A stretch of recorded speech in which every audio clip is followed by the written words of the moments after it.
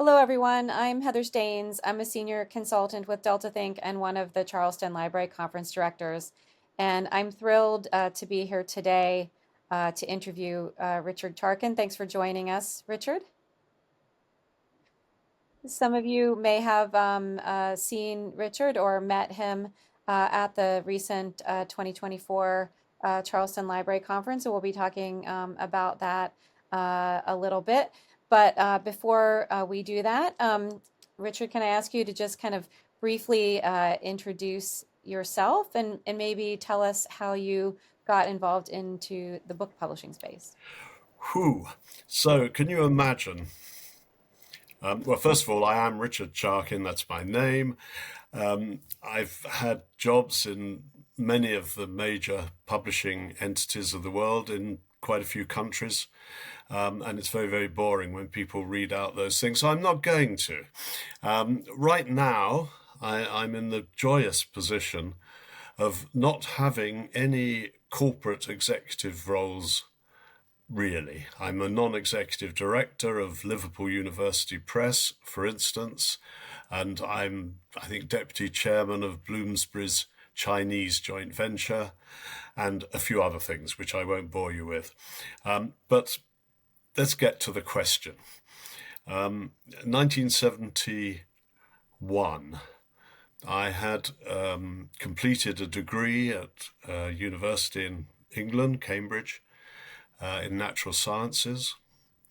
I managed to persuade a newspaper to pay for me to go to the United States and write an article about pollution in Utah. Strange one, why they wanted it, I have no idea, but anyway. It took me 3 months of research and, well, some of it was just fun traveling around the US, of course. And I wrote a couple of thousand words and sent them to the paper, and they came back and said, fine, we like it, we'll publish it. And here's a check for £10. Now, £10 for 3 months' work wasn't then a great amount of money. It's even less now. And I said, well, could you pay me more? They said, well, only if you were a member of the National Union of Journalists, the local union, and that will take you 2 or 3 years. Or if you go into book publishing, they're desperate for members of the union to recruit new members. So why don't you give that a go? So I thought, all right, wrote off to 50 publishers in London. I got interviews at 3. 2 of them quite rightly said, go away. The third ridiculously took me on as their science editor. They'd never had a science editor before. They didn't quite know what it was, and nor did I. So on the 1st of January, 1972, aged 23, there I was in a suit, tie, packet of cigarettes in my pocket. I drove to work. The office was in the middle of London. You just parked in the middle of London. That's what you did. And the building was housed maybe 100 people, included a warehouse. All the editorial people, the production people, the sales people were all in this one building. And no one knew what was going on, including me. I didn't know who my boss was. There was no sort of signing off. I took myself to the Frankfurt Book Fair in year 1, and I've no recollection of anyone saying yes or why or anything. But it was a fantastic apprenticeship in publishing because no one was interested in science, and I had to do everything myself. I had to learn how to prepare a document to send to librarians. I had to learn how to sell foreign rights, how to dump overstocks in strange countries, because there always were and still are overstocks of books. I learned how to copy edit. I learned how to proofread. And yeah, I learned a bit about accounting, not as an accountant, but working out income versus outgoings, and one should exceed the other if at all possible. It's not always the case in publishing. So that was how I got into the business. I wanted to be a journalist. and I ended up as a publisher. And it's taken me another 50 odd years to get back into journalism and writing. Um, and I do a monthly column now for Publishing Perspectives. And I wrote this book, of which I'm amazed that, well, first of all, I was amazed that it was finished. Secondly, I was amazed that anyone wanted to publish it. Thirdly, I was amazed that it sold a few copies. And fourthly, that it's been translated into various languages. That's the Spanish, which we launched a couple of weeks ago at the Guadalajara Book Fair. Who would have thought that? Anyway, I'm very proud of it, and I'm very proud of the 50 years. And the book is about trying to chart the changes in publishing over the last 50 years. Not just, obviously, technology has played a big part, different business models, where the money is, how much you have to pay, how much you have to earn, but also the social changes. There were almost no women in senior management in the industry back then. I think the most senior woman was an assistant publicist. Everything was male. Well, across our industry, thank God, it's changed. And if I had to say what is the biggest single change in the 50 years in publishing, it's been the emergence of strong women leaders throughout the industry. And now, I think if anything, it's more a female-driven industry than a male-driven industry. And I think that's just fine. Long may it continue. Yeah, well, thanks for that, intro to the space. It seems that um, I also fell into book publishing initially and as kind of like an accidental profession, but the variety of things that you had to do in that first role without necessarily a plan book to do that uniquely kind of prepared you, for some of the ways I think that you were moving forward. I know one of the things that you're very proud about in your career. We're going to get back to the book, I promise. But one of the things that I know that you're very proud about in your career is work that you did on the Oxford English Dictionary, and I think most of us in this library and publishing space are dictionary and thesaurus nerds and all that fun stuff. So to be there at a pivotal junction for that important resource must have been amazing. Can you talk a little bit about that? Yeah. So I think you've got to think now 1980, I think, roughly. Or maybe 1979. Anyway, around then.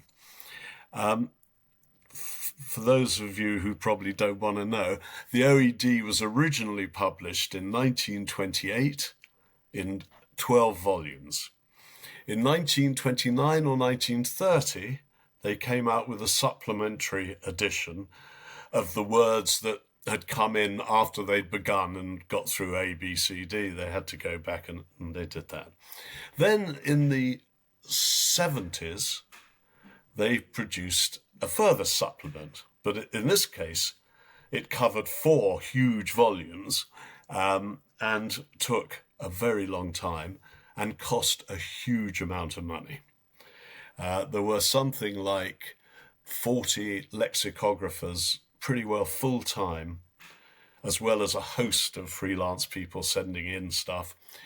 So it was very, very expensive.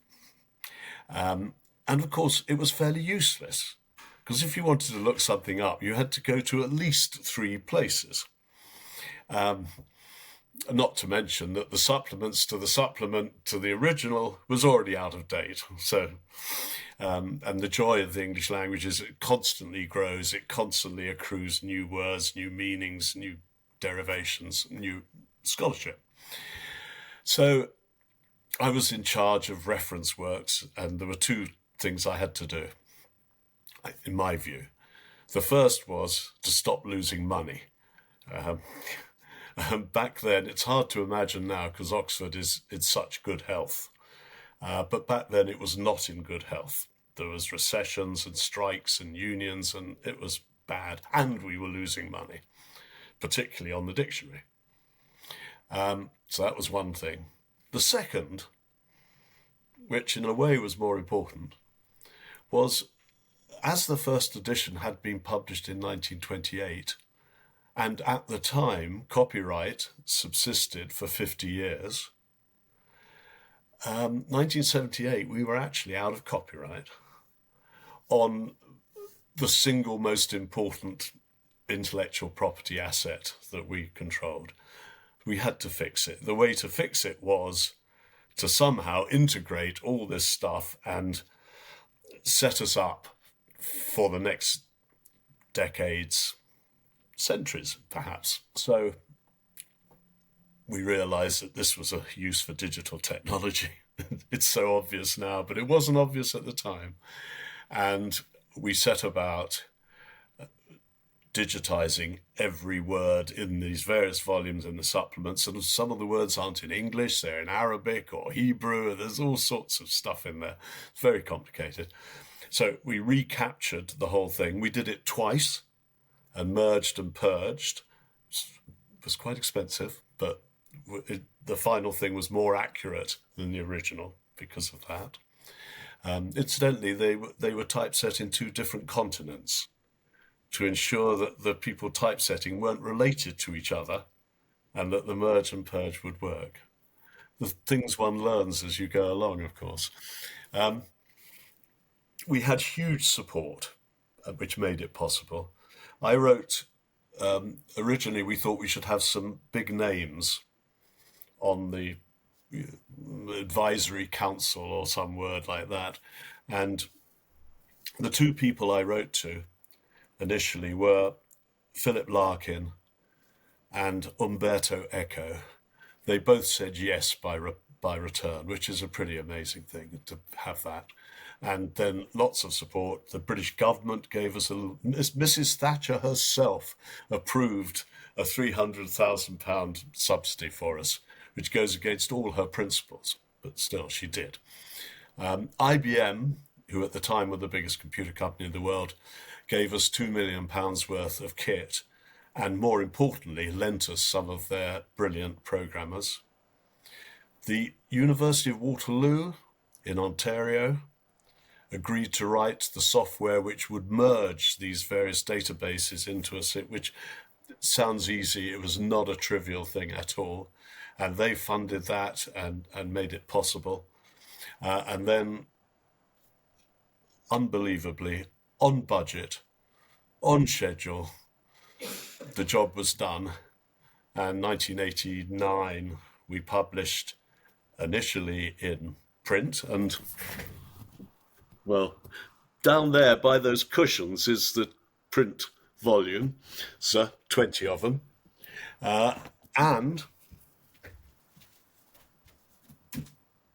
forgive the props, those are the first CD-ROMs of the OED ever manufactured, which the people who did it gave me. I was very proud of it.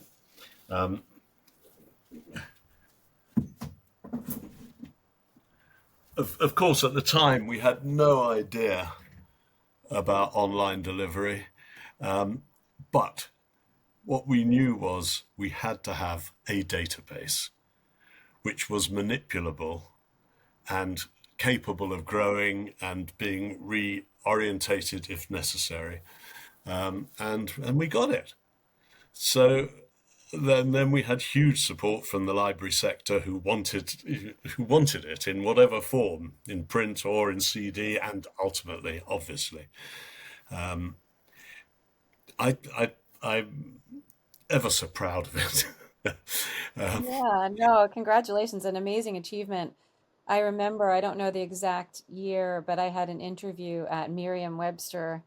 That was my first encounter with sort of the business of dictionaries, and they showed me the card catalog where each word had probably more than one card, but at least a card, and words that were being worked on for updating, were kind of flipped up, and it was amazing to sort of think about how that process works and to hear how it was truly a global enterprise between the teams that were kind of merging and purging and the support from Canada. really an amazing collaboration there that you were a It part of. was. You remind me of when you mentioned cards. The OED is built on slips, on index cards of all the citations for a word, and they were all collected. And one of the reasons for doing this whole thing was because they were held in wooden filing cabinets in an fire unprotected offices. We could have had a fire, and everything that we'd ever built up could have gone up, and we wouldn't have had a backing. So there were all sorts of reasons. I have to say that the University of Oxford itself, whilst eventually it got on board, was not incredibly helpful at the beginning, where the professor, I remember one of the professors of English literature saying, "Oh well, if we make this available in electronic form, people might steal it." Yeah, well, that sort of thing, which was really unhelpful. And then another one said something like, "Well, we might run out of money before it's all done." And one of the members of our board, a business person, I remember him pushing the table with anger and saying, "What are banks for, if not to lend you money when you need it?" Fair point. There were many of these little capsules of Yeah, that's an amazing undertaking. And you mentioned, some of the notables who fed into that process, Umberto Eco and Margaret Thatcher, helping with the government support in your career. And you had touched on this at the session in Charleston, and I urge folks who are listening to this to go and listen to that session with Katina Strauk as well. So many notable folks you have crossed paths with in your career. You know, were you aware at the time of your sort of brushes with sort of publishing and even, political or economic history, or was it just another day at the office for you? And maybe I tell think us it a was, little bit about. I don't know. Mainly, I mean, it was either another day at the office or fear. I worked quite closely for a year with a guy called Robert Maxwell, who sort of invented scientific publishing, really. And the main emotion was fear. At any moment, he could turn on you and reduce you to rubble. Um, that was him. Otherwise, I mean, people are people. So, for instance, working with the head of IBM, which was quite a big deal, well, except he was a person and he understood. Having the OED behind you was very helpful because everyone understood. My pitch to IBM was that your current business model, as I understand it, is really about crunching numbers. Your computers crunch numbers. The future surely is about crunching words. And if you're going to crunch words, you better have the OED somewhere embedded in your systems. So, but they are ordinary people, and Thatcher was just Thatcher. I think more entertaining politicians have actually come from overseas. Some of the Australian ones I had to deal with were quite fun. Anyway, I won't go on about it, but I don't. I think in publishing we're blessed that people want to be part of it, whether they're a supermodel or a maestro chef or a Nobel Prize winning novelist. Books are part of their existence, and so they treat us with a bit more respect than we deserve.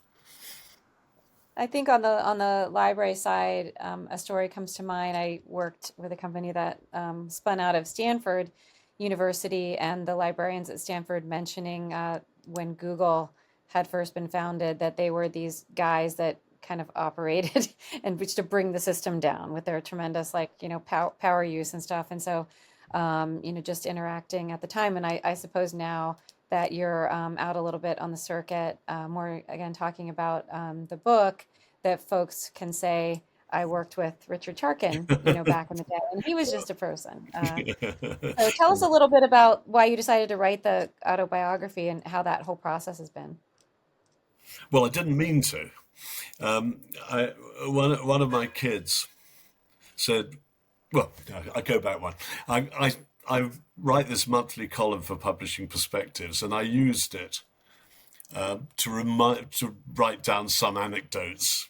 And one of my kids said, "Why don't you write down the anecdotes before you forget them altogether, or you make up some nonsense?"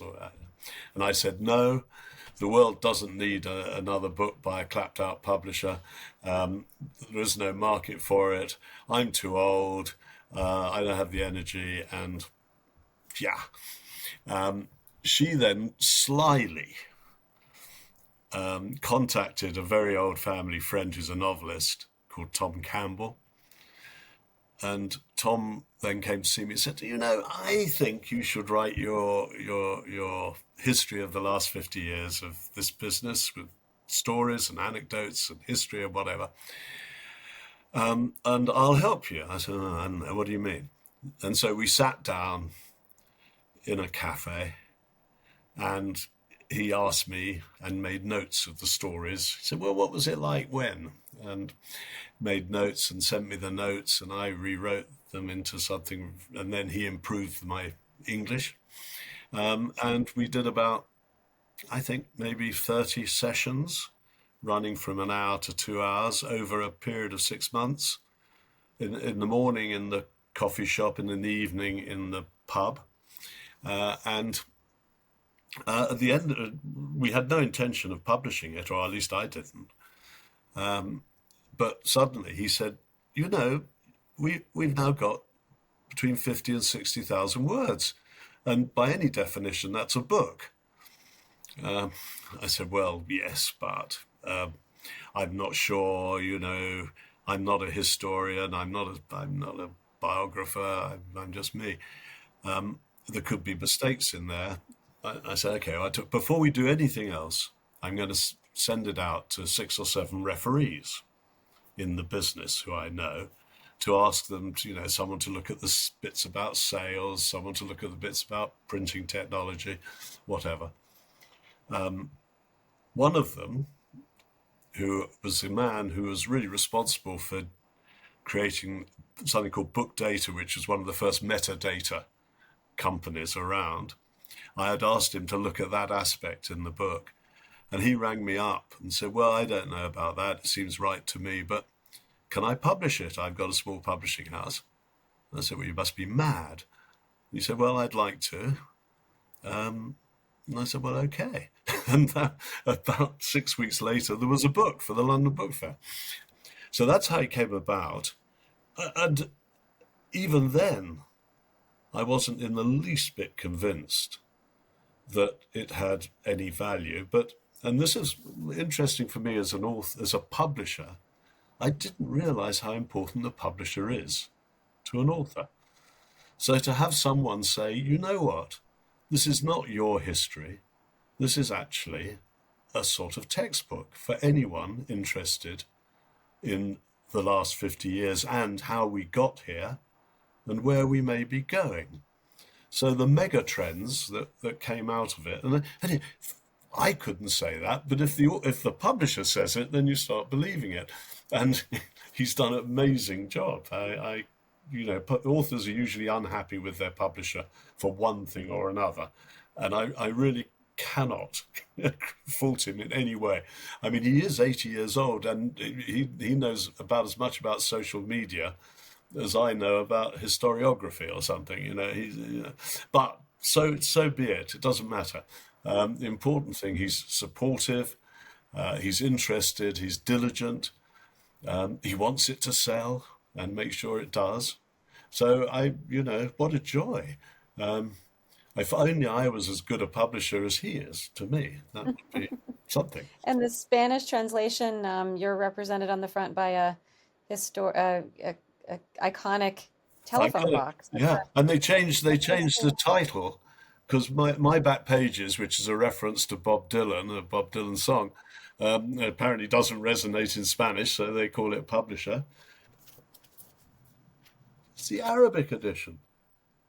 Not the most auspicious time to launch an Arabic edition, but nonetheless an Arabic edition. A Chinese edition coming very soon. They're printing it right now, and various other languages. Who'd have thought? Who'd have thought? You're a global force, Richard.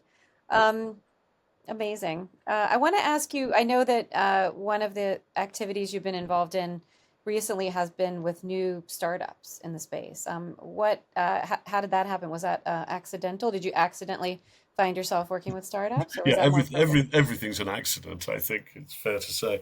Or at least in my life, everything's an accident. I've actually been involved in lots of startups all through my career because of the advent of technology, of technological change.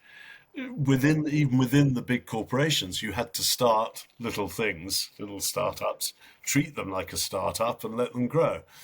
At one point, I was CEO of something called the Current Science Group, which had built or was building the very first social network for scientists back in 1995, called Was that name or no? Sorry, what was it's that? called Biomednet.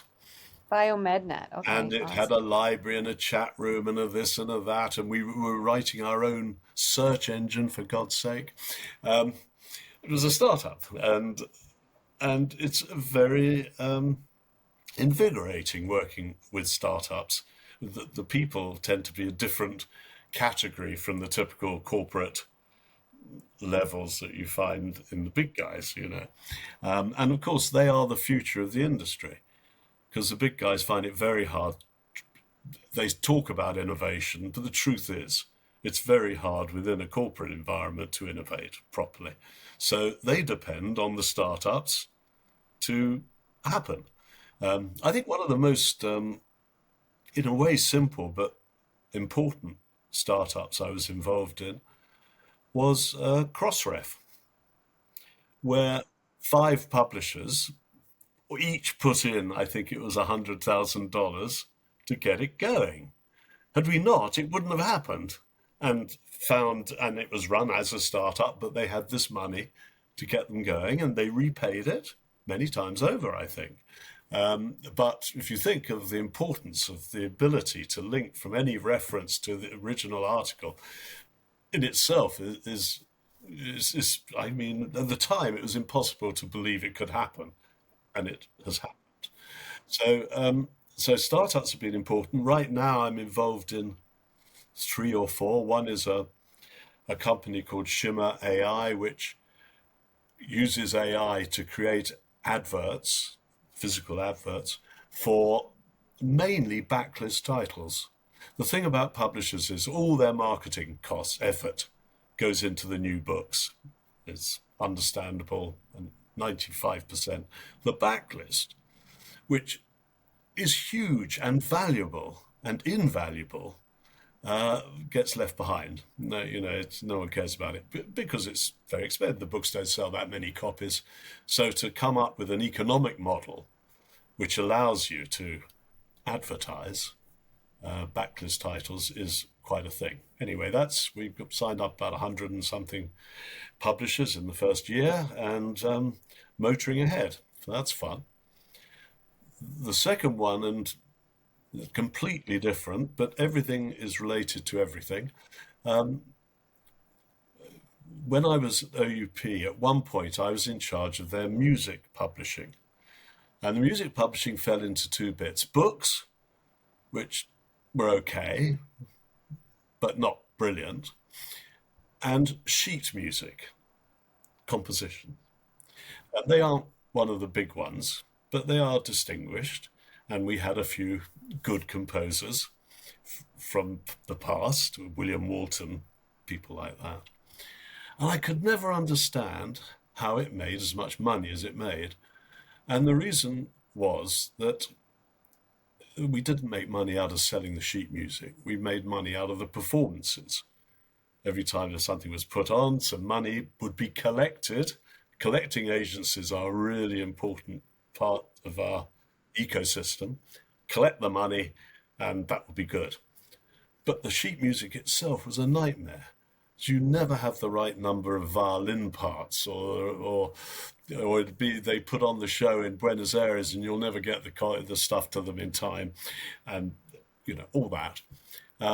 So then 3 years ago, a guy came who was offered a place to study music at Cambridge, decided he had a better idea.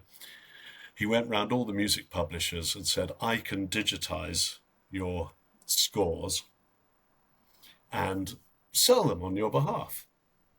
Now, digitizing scores is not trivial.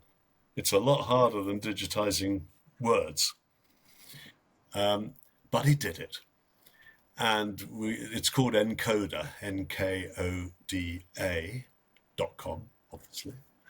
And we now have, I think it's 90 something percent of the world's classical music, a smaller proportion of pop music, but pop music isn't so important in scores as classical. And we sell it around the world because sort of obvious things like musical scores are language neutral. So you can sell them in China, Japan, Korea, Indonesia, Latin America, the same thing. And we focus on selling to institutions, at conservatoires, university libraries, high schools, you name it, and to professional musicians. They can play off it. More importantly, or in the short term, is they study it and they can study the score listening to the disc of that score played by Beethoven, by Berlin Philharmonic or whatever it might be. It's a fascinating, it's a small niche. It's not, we're not Spotify, but it is a very important one and hugely important. And North America is clearly the most important market, and we're in most of the Ivy League universities, not so much in the others, but the others are really important. So Yeah, important to me as well. My son my older son is doing a master's in tuba performance at the Peabody Conservatory at Johns Hopkins, and so I'll have to ask him to I'll take a ask look, if to look check it out for out. Encoda. There's Yeah, one interesting thing I detected on them. So there's a lot of music available on the web, particularly out of copyright music.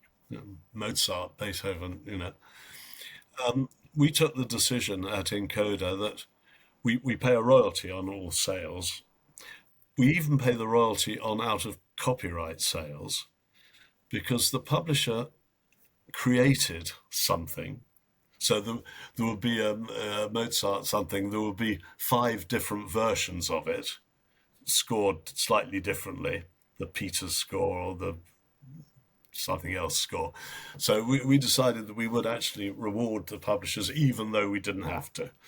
But it meant that we maintained the quality, so it wasn't any old Beethoven 9, it was the real Beethoven 9. So just a slightly different take on the whole thing. So that's been fun. so recently, you took the big stage at the Gaillard Center at Charleston. I mentioned along with Katina and Richard Gallagher was doing a little interview of both of you. Was that your first Charleston? Had you been before? I have been before, year 2000, but it was a very different cup of tea, much smaller, much less well organized. Can I say that? But it was Less complex, so less it maybe didn't complex. need as much That's a better, structure. that's a better way of putting it. But this was the first time I engaged really properly with the conference. And I was asked, well, I asked my editor at Publishing Perspectives whether they were going to be covering the conference. And he said, well, no, because they're really more focused on trade book publishing, and this is more to do with academic. And I said, well, I think you're wrong. And he said, well, can you write up a piece about it for us?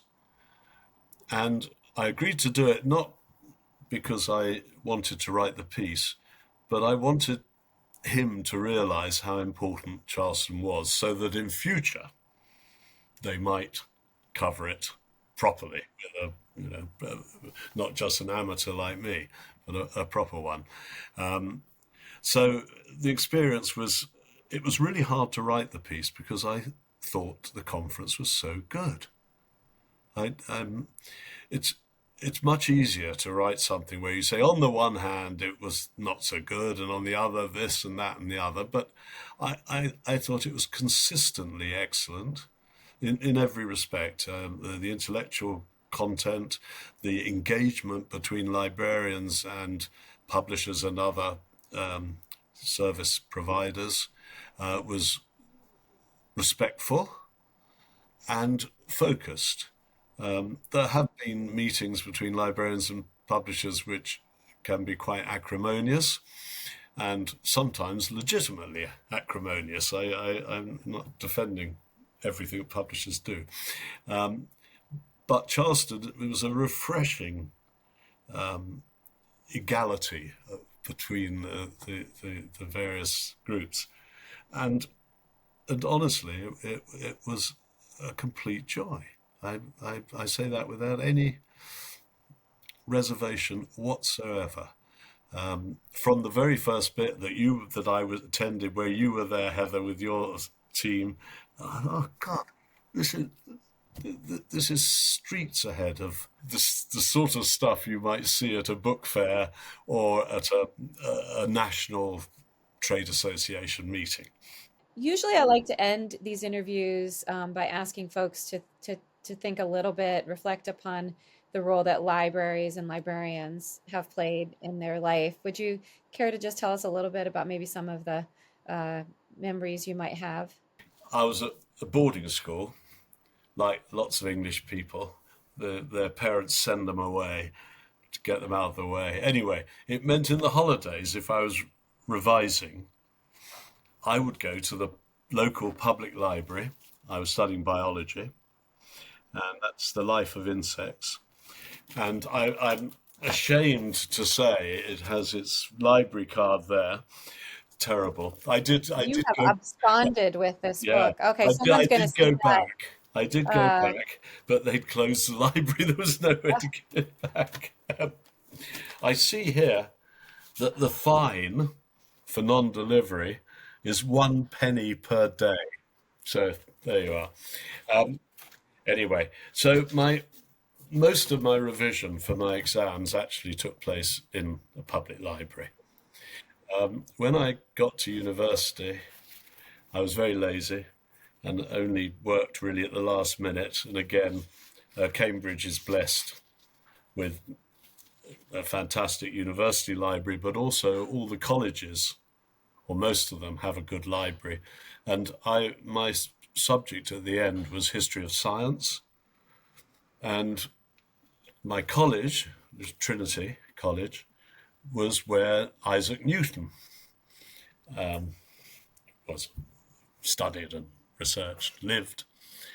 And in the library in Trinity, there's a whole wodge of Newtonia, and I was fascinated, obsessed, and this library allowed me to follow that fascination to a level I could never possibly have imagined. Um, and it was obviously his books, but the actual books, the real books, optics and Principia and things, and the genius of the man. I mean, I, I was just bowled over, but also his death mask was there. So, okay, and that's a little creepy, but yeah, it's creepy, yeah. but you learn so much about it from being in that library, not just going to lectures, but actually Hmm. immersing yourself. Yeah, yeah. Well, that's a wonderful recollection. I was also a history of science minor for my PhD, so I'm very, very jealous of you getting to experience that. Any librarian stories other than libraries? In my publishing career, librarians have always been, how do I put it, allies.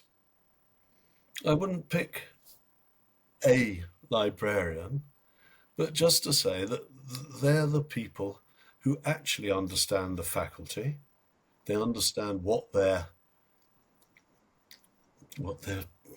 their paymasters want. They, they run a library for the benefit of the university or college or whatever it might be, and as such, they're our allies. It only became a non-alliance when money came into the equation, because you understand. But we are, I mean, in biology, there's parasites, and there's also saprophytes, I think they're called, which is you depend on each other. You're sucking stuff out, but actually you have to work together to make it happen. And that's how I view librarians themselves. Great. Well, I echo your support for that, and I want to thank you again for joining us today. This has been a really wide-ranging conversation, and I appreciate your being open. And I know I have learned a lot, as I usually do in these interviews. And we look forward to seeing you in future at another Charleston Keep conference. keep me away. I couldn't. I loved it so much. Anyway, Heather, thanks very much for your time, and thanks to Katina and everyone involved at Charleston Library Conference for making something so memorable. Thank you. Thank you.